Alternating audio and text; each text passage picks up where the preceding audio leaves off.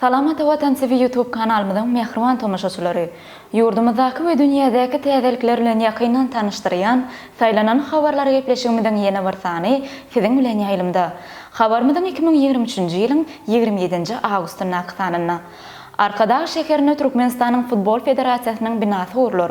Dünýä çempionatyna gatnaşjak türkmen türgünleri Arkadaş şäherine türgünleşir.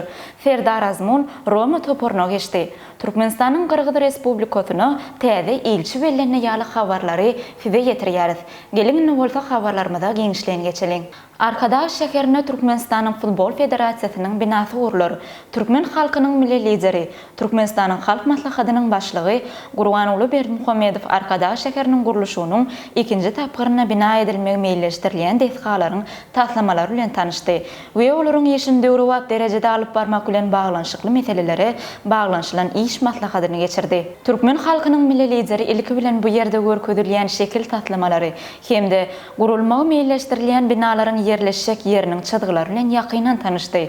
Türkmen halkynyň milli lideri Arkadaş şäheriniň ikinji tapgyryna gurulmagy meýilleşdirilýän muzeýiň içki bede gaýratynlyklaryna, muzeýiň otoglarynyň awatlandyryşyna değişli taslamalar synlap, muzeýiň bede gaýratynlyklaryna milli binagarlyk ýörelgileriniň uğralynmalygyny, şunuň muzeýde yerleşdiriljek milli gymmatlyklaryň özboşly sağlaşygyna möhüm üns berilmeligini belledi.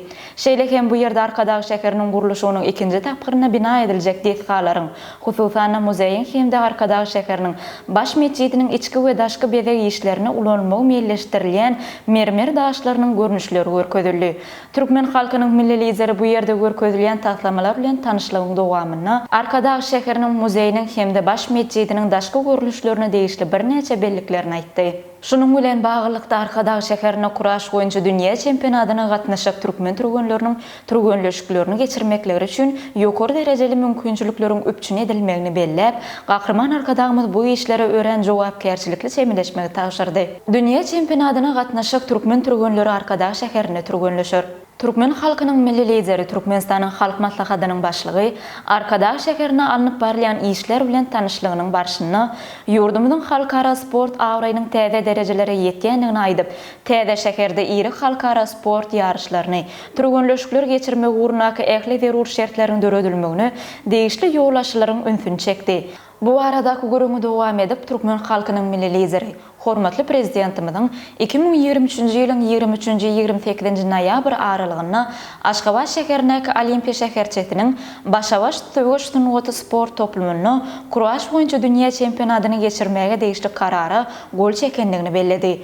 Şunun bilen baglykda Arkadaş şäherine kuraş boýunça dünýä çempionatyna gatnaşjak türkmen türgünleriniň türgünleşikleri geçirmekleri üçin ýokary derejeli mümkinçilikleriň öpçün edilmegini bellep, gahrman arkadagymyz bu işlere ören jogapkärçilikli çemeleşmegi değişli ýollaşylara tapşyrdy.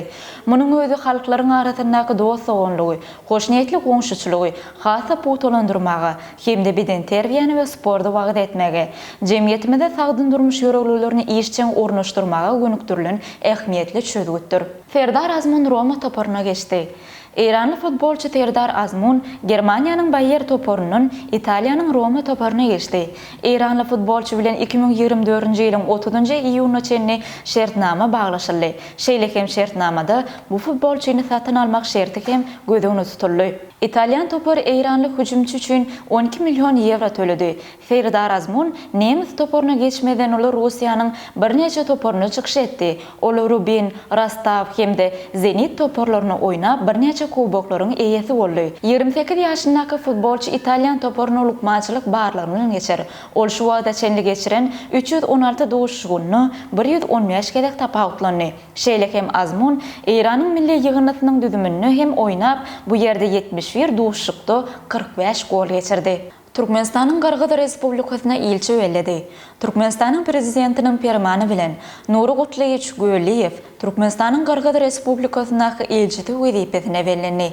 Şol wagtda oňa adatdan naşary we doly ýetýärli ilçi diýen diplomatik dereje hem berildi. Türkmenistanyň Kyrgyz Respublikasyna ilçisi wezipesini işlen Şadurdy Miredow Türkmenistanyň Özbegistan Respublikasyna ilçisi wezipesine bellendi. Mehribanlar, Bugünkü tanymyzda size ýetirmek islen habarlarymyz şulardan ibaret. Ýakynda saýlanan habarlar gepleşigimizde didarlaşýançak bolsa, häzirlikçe biz siz bilen hoşlaşýas. Hoş da bolun.